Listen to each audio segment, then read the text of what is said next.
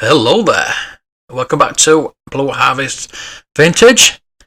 Today is going to be the start of a new series I'm intending to do. It's just going to be a look back at the vintage figures. I'll start off with the first 12, maybe the first 21 up to Boba Fett. We'll see where we go from there. We'll take a look at each figure individually, a bit of history about them, and also talk a bit about the variants. So in the first video, I'm obviously going to start off with Luke, fanboy Luke, as he's known as, but it is on the packaging as Luke Skywalker. Luke was first shipped around March 1978 as part of the early bird kit. There are two versions of this Luke figure to collect. The first is referred to as the double telescoping version, and the lightsaber is comprised of two separate parts. Was only available in the States. As you can see, this is the single telescoping version. I am on the lookout for a double telescoping version, so I might update this video soon, hopefully. As with all the lightsabers that came like this, the Vader, the Ben Kenobi and the Luke, the tip always got cut off by me and a lot of other people. That is why it's quite hard to find one with the tip on these days. You can actually find the DT Luke on card backs, but there are obviously only the 12 backs, the 12A, B and C, and the latter being the most common. You're more likely to find these loose, but you'll be paying £500 and over for one of those. You can also get one that's still in its bag, but you're going to pay about £2,000 for one of those. And the DT Saber Luke only came with the blonde or yellow hair, which is something that cannot be said for the single telescoping version, as there are lots of different hair colours.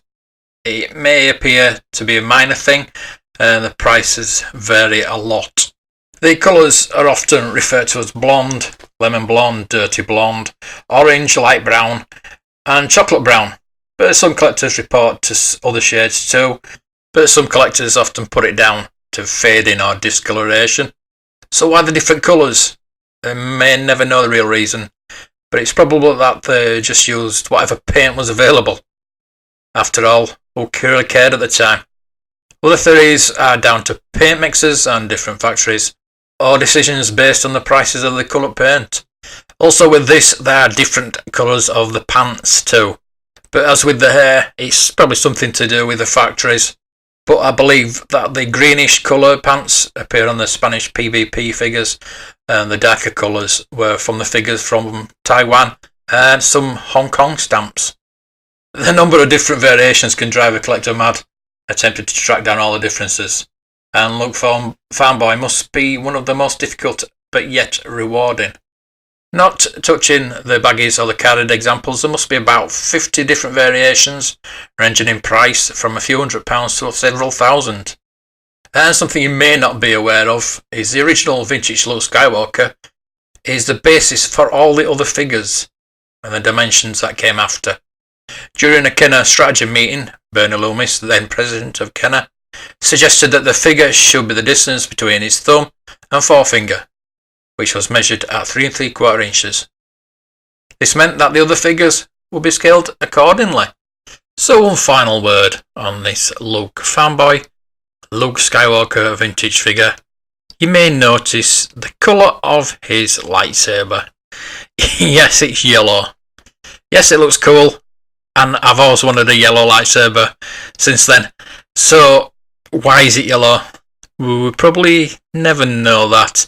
But I think there's a number of factors. I think it could be the colouring of his hair. They had yellow paint, but is it yellow plastic? I don't know. There were some bizarre going-ons at Kenner at the time. The 12-inch Luke had a blue lightsaber, and the Ben Kenobi had a yellow. It's something I'd like to delve into in the future, maybe on the podcast or in a video. Maybe it's just down to they wanted to differentiate between Vader's red one, Ben's blue, and then Luke had to have a different colour one, and so I had yellow. Interestingly enough, that the Ben Kenobi had a yellow lightsaber on the packaging for this figure. Maybe it was a mix-up in the factory, Maybe Ben Kenobi was supposed to have the yellow and Luke was supposed to have the blue. With the yellow hair, they thought that the yellow lightsaber might go with him. It might have been a real mix-up in the factories, but we'll never know. And indeed, if you are interested in that story, delving deeper into that, Retro Blasting on YouTube, go very deep into that. He has a bit of a rant, which is quite funny, so check that out. But before you do that, like this video and subscribe to the channel, and I will be bringing you more of these vintage Star Wars figure videos. Thank you for watching, and may the toys be with you.